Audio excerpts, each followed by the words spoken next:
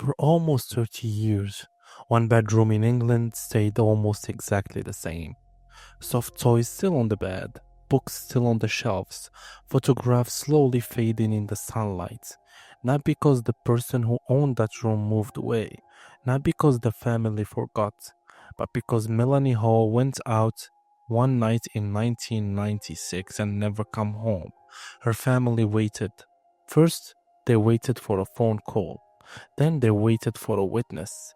Then they waited for police to knock on the door with answers. But the years kept passing. 1 year became five, five became 10.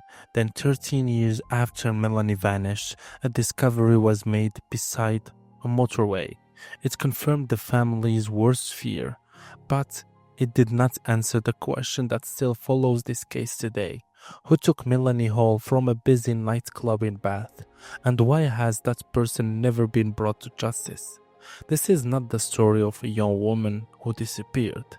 It is the story of a family who kept hope alive for 30 years, a family who left a room untouched, a family still waiting for one person, somewhere, to finally tell the truth. Melanie Hall was 25 years old when she disappeared. She lived in Wiltshire and worked as clerical worker at the Royal United Hospital in Bath. To the outside world, Melanie was at the beginning of adult life. She had studied at the University of Bath. She had work. She had friends. She had family. And like so many people in their 20s, she had plans that were still unfolding. There was nothing about the start of that weekend that suggested it would become one of the most hunted cold cases in Britain. It was June 1996. England was in the middle of Euro 1960 fever. That weekend, England played Switzerland in the opening game of the tournament. Bath was busy. People were out. Pubs and clubs were full. The city had noise, music, movement, and life. And somewhere inside that normal weekend, Melanie's last known hours began. On Saturday, June 8th, Melanie went out with her boyfriend and friends. Later that night, the group went to Cadillacs nightclub on Walcott Street in Bath. Cadillacs was the kind of place where people went to dance, drink, meet friends, and end a Saturday night. For Melanie, it should have been just another night out. But sometimes during the night, the group became separated. Police have said Melanie's last confirmed sighting was at 1:10 in the morning. On Sunday, June 9, she was sitting alone on a stool by the edge of the dance floor. That image matters because it is the last confirmed moment investigators have of Melanie alive. A young woman in a nightclub, music around her, people moving past her, a busy city outside, and then, after that moment, nothing certain. Police believe there is a strong possibility Melanie left the nightclub with the person responsible for her death. They have also said her coat had been collected from the cloak room. That detail have always made the case even more unsettling because Melanie did not simply vanish from an empty road. She was last confirmed alive inside the public nightclub, surrounded by people. Someone may have seen her, someone may have spoken to her, someone may have watched her leave. And for 30 years, police have been asking the same question. Who was with Melanie after 1:10 in the morning? The hours after her disappearance become a blur of worry. Melanie did not come home. She did not arrive where she was expected. She did not make contact with her family. Then she failed to turn up for work. For a family, that is the moment fear changes shape. At first, you try to explain it. Maybe she stayed somewhere. Maybe there was a misunderstanding. Maybe she lost track of time. But when the person you love still does not appear, every normal explanation begins to collapse. Melanie's parents reported her missing. Very quickly, the case becomes serious. Police searched, the nightclub area was examined, the surrounding streets were looked at, appeals were made, thousands of people were eventually spoken to. Clubbers, taxi drivers, people who had been in bed that weekend, anyone who may have been or seen something small, strange, or out of place. But the problem was time. The city had been busy. It was Saturday night during a major football weekend. People had been drinking. People had moved between bars, clubs, streets, taxis, and homes. A detail that seemed ordinary at the time could become vital later, but only if someone remembered it, and only if they came forward. Melanie's family held on. At first, they were waiting for her to be found alive. Then, slowly the case became something darker. Days passed, then weeks, then months. There was no confirmed sighting that brought her home, no clear answer, no final moment that explained what had happened after she was seen sitting by the dance floor. That is what makes this disappearance so cruel. There is no ending. There is only the last normal moments, and then a silence that grows bigger every day. Years passed, the investigation continued, but answers did not come. In 2004, 8 years after Melanie vanished, she was legally declared dead. That kind of decision is not emotional closure. It is paperwork. It is the law catching up with the reality the family had been living with for years. But even then, they still did not know where Melanie was. They still did not know who had taken her. They still did not know what happened after she left Cadillacs. And inside the family home, her bedroom remained. A room that once belonged to a young woman with a future. A room that became a quiet witness to all the years she was missing. For 13 years, Melanie's family had nobody, no full answer, and no justice. Then, in October 2009, everything changed. A workman was clearing a vegetation near Junction 14 of the M5 motorway near Thornbury. There, beside the northbound slip road, human remains were found. The discovery was about 30 miles from Bath. For police, it was a major development. For Melanie's family, it was the moment they had feared and needed at the same time. The remains were identified as Melanie's. After 13 years, her family finally knew she had been found, but even that answer came with pain.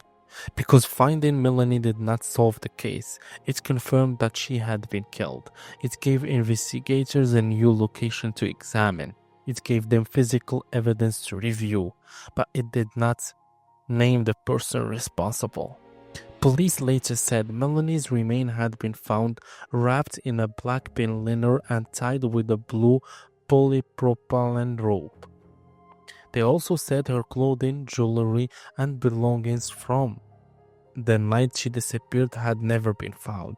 Those missing items become part of the appeal. The pale blue dress, the cream jacket, the black shoes, the handbag, the jewelry, ordinary personal belongings that may still matter. Because in a cold case, even one object can become the thing that finally breaks the silence. The motorway location also raised new questions. Why there? Was Melanie taken there soon after she vanished or later? Did the person responsible know the area? Did they use that road regularly? Did they understand that the slip road offered a place where they could stop, hide someone, and leave quickly?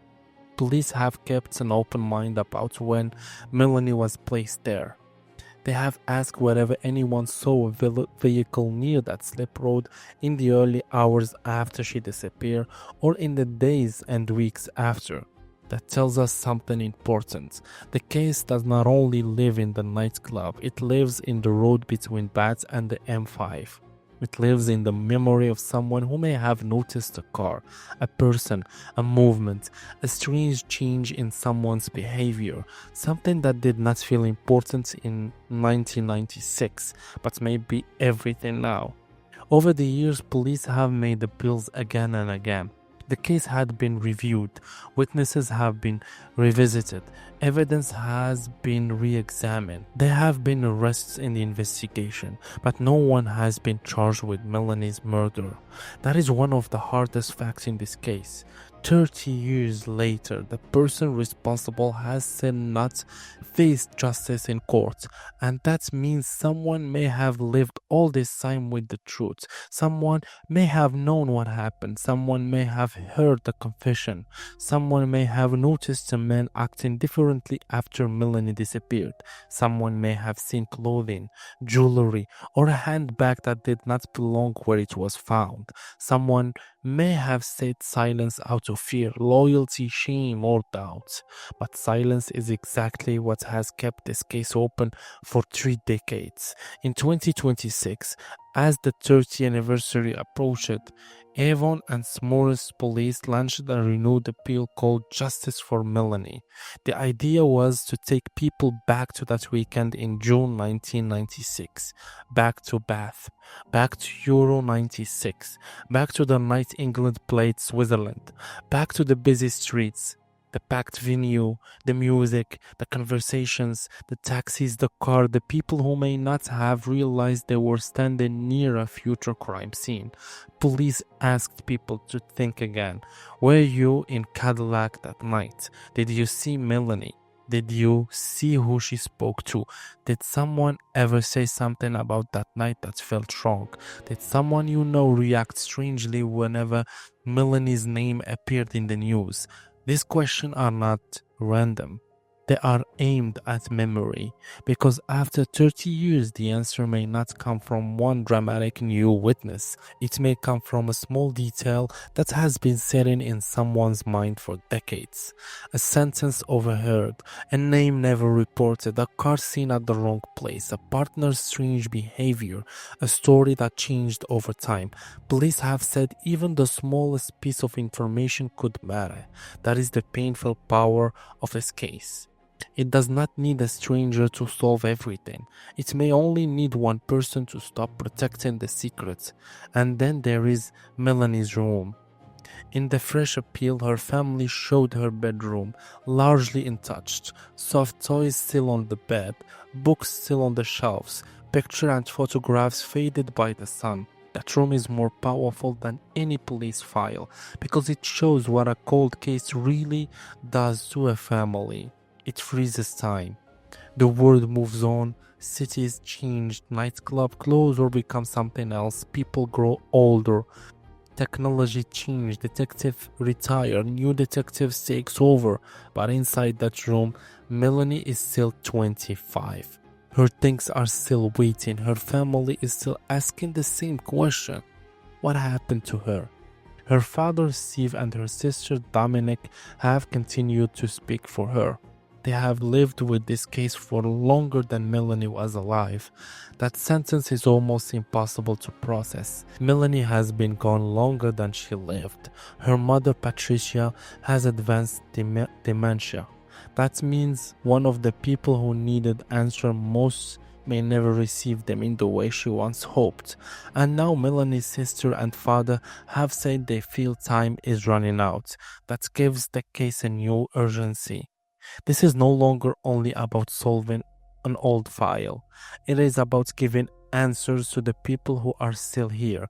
It is about letting Melanie's family hear the truth while they are still able to stand in front of the world and ask for it. And it is about remembering that behind every cold case headline is a home where life never fully returned to normal. When we talk about Melanie Hall, it is easy to focus only on the mystery, the nightclub, the last sighting, the motorway, the missing belongings, the unanswered questions. But Melanie was not a mystery. She was a daughter, a sister, a young woman with a life. The mystery belongs to what was done to her. The humanity belongs to who she was. The distinction matters, because true crime should never turn a victim into a puzzle and forget the person.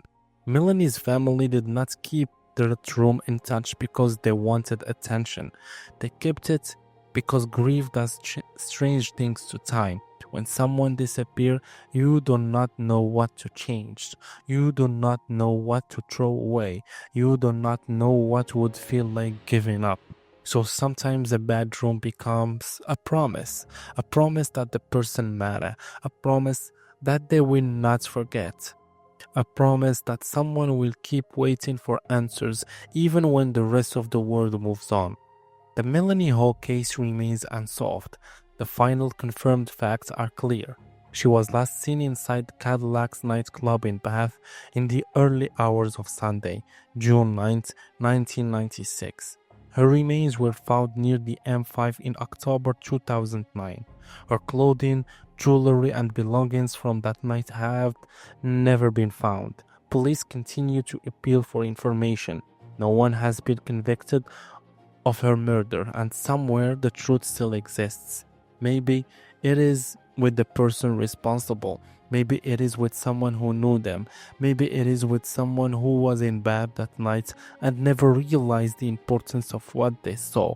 Maybe it is hidden inside a memory that has been pushed away for 30 years. But Melanie's family is still asking. Her room is still there, and the question is still waiting after all this time. Who left Melanie Hall's family with an untouched bedroom and 30 years of silence?